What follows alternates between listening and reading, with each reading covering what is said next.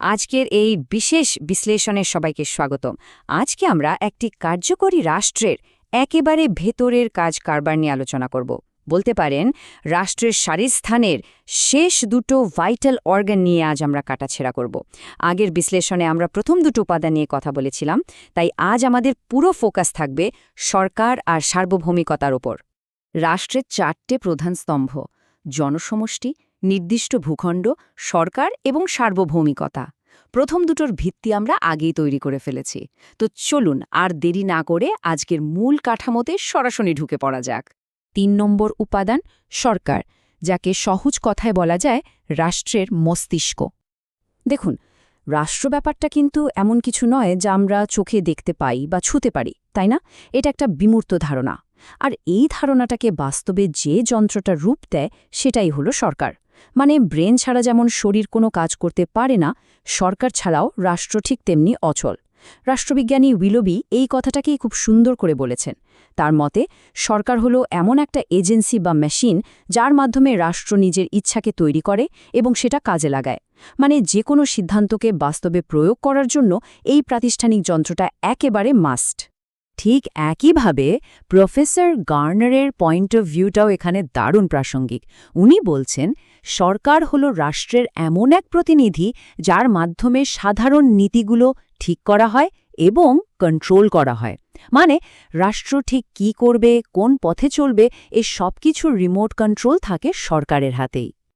আচ্ছা, এবার মনে একটা স্বাভাবিক প্রশ্ন আসতে পারে, সব দেশের সরকার কি একই রকম কাজ করে বা একই রকম দেখতে? একেবারেই না। আধুনিক বিশ্বের সরকার কিন্তু নানা রকমের হতে পারে। গণতান্ত্রিক, সমাজতান্ত্রিক, সংসদীয় কিংবা রাষ্ট্রপতি শাসিত, এরকম অনেকগুলো ফর্ম আমরা দেখতে পাই। প্রত্যেকটার স্টাইল আলাদা হতে পারে, কিন্তু আসল কাজটা ওই একটাই, রাষ্ট্রের হয়ে কাজ করা। তবে হ্যাঁ, বিংশ শতাব্দীতে এসে কিন্তু সরকারের রোলে একটা বড় সড় শিফট বা পরিবর্তন দেখা গেল। ওয়েলফেয়ার স্টেট বা জনকল্যাণকর রাষ্ট্রের ধারণাটা আসার পর থেকে সরকারের কাজের পরিধি যেন জাদুমন্ত্রে বেড়ে গেল।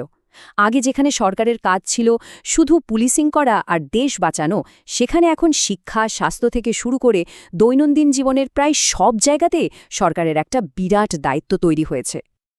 এবার আসি ৪ নম্বর উপাদানে, সার্বভৌমিকতা। এটা হলো রাষ্ট্রের আসল প্রাণ। সরকারকে যদি আমরা মস্তিষ্ক বলি, তাহলে সার্বভৌমিকতাকে নির্দ্বিধায় রাষ্ট্রের সোল বা প্রাণভোমরা বলা যেতে পারে। প্রফেসর গ্যাটেল তো একেই আধুনিক রাষ্ট্রের মূল ভিত্তি বলেছেন। এবার সবচেয়ে ইন্টারেস্টিং পয়েন্টটা খেয়াল করুন, সার্বভৌমিকতার দুটো আলাদা রূপ আছে, অভ্যন্তরীণ আর বাহ্যিক। অভ্যন্তরীণ মানে হল দেশের চৌহদ্দের ভেতরে রাষ্ট্রের আইনি শেষ কথা, কেউ বা কোনো সংগঠন এর উপরে নয়। আর বাহ্যিক সার্বভৌমিকতা মানে হল বাইরের কোনো দেশের কোনো রকম চাপ বা কন্ট্রোল থেকে সম্পূর্ণ মুক্ত থাকা। মানে আন্তর্জাতিক ময়দানে রাষ্ট্র নিজের সিদ্ধান্ত নিজেই নেবে, কারও কথায় উঠবে বসবে না। তো সার্বভৌমিকতা জিনিসটা আসলে কতটা পাওয়ারফুল বা কেন এতটা জরুরি? চলুন ইতিহাসের পাতা থেকে একটা ছোট্ট লিটমাস টেস্ট করে দেখা যাক। একবার ভেবে দেখা যাক, ১৯৪৭ সালের ১৫ই আগস্টের আগে, মানে ভারতের স্বাধীনতার আগে, ভারতকে কি আমরা একটা রাষ্ট্র বলতে পারতাম? উত্তরটা হলো না, একদমই নয়। ভেবে দেখুন, ১৯৪৭-এর আগে এক বিশাল জনসমষ্টি ছিল, নির্দিষ্ট ভূখণ্ড ছিল, এমনকি ব্রিটিশদের চালানো একটা সরকারও ছিল। মানে প্রথম ৩টে পিলারই কিন্তু মজুদ ছিল। কিন্তু তাও ভারত তখন রাষ্ট্র ছিল না, কারণ নিজস্ব কোনো স্বাধীন সিদ্ধান্ত নেওয়ার ক্ষমতা বা সার্বভৌমিকতা তখন ছিল না। ভারত ছিল নেহাতি একটা ব্রিটিশ কলোনি। মানে ওই যে বললাম, রাষ্ট্রের সেই প্রাণটাই তখন ছিল না। তবে একটা কথা বলতেই হয়, আজকের এই আধুনিক দুনিয়ায় দাঁড়িয়ে এই চরম সার্বভৌমিকতার কনসেপ্টটা কিন্তু একটু চ্যালেঞ্জের মুখে। কেন বলুন তো? কারণ গ্লোবালাইজেশন বা বিশ্বায়ন। আজকে পুরো পৃথিবীটা একটা গ্লোবাল ভিলেজ, সবাই সবার সাথে যুক্ত। তার উপর আন্তর্জাতিক আইন আর রাষ্ট্রসংঘের মতো সংস্থাগুলোর কারণে কোনো রাষ্ট্রই এখন দরজা বন্ধ করে বলতে পারে না যে আমি যা খুশি তাই করব। সবাইকে কিছু কমন রুলস মেনে চলতে হয়, যা এই অ্যাবসলিউট পাওয়ারকে কিছুটা হলেও লিমিট করে দিয়েছে। এই ৪টি স্তম্ভের বাইরে গিয়েও দুটো জিনিস নিয়ে কথা বলা দরকার, স্থায়িত্ব এবং স্বীকৃতি। এতক্ষণ তো আমরা রাষ্ট্রের ৪টে মূল অংশ নিয়ে জানলাম, কিন্তু একটা রাষ্ট্রকে টিকে থাকতে গেলে কি এর বাইরেও কিছু লাগে? এই স্থায়িত্ব আর আন্তর্জাতিক স্বীকৃতির প্রশ্নে পণ্ডিতদের মধ্যে বেশ জোরালো দুটো আলাদা মত আছে।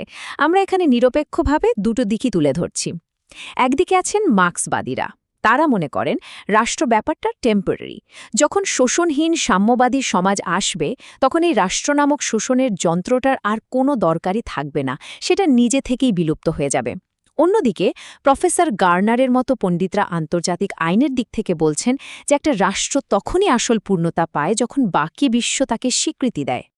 তাহলে প্রশ্ন হল, আন্তর্জাতিক স্বীকৃতি ছাড়া কি একটা রাষ্ট্রের অস্তিত্বই নেই?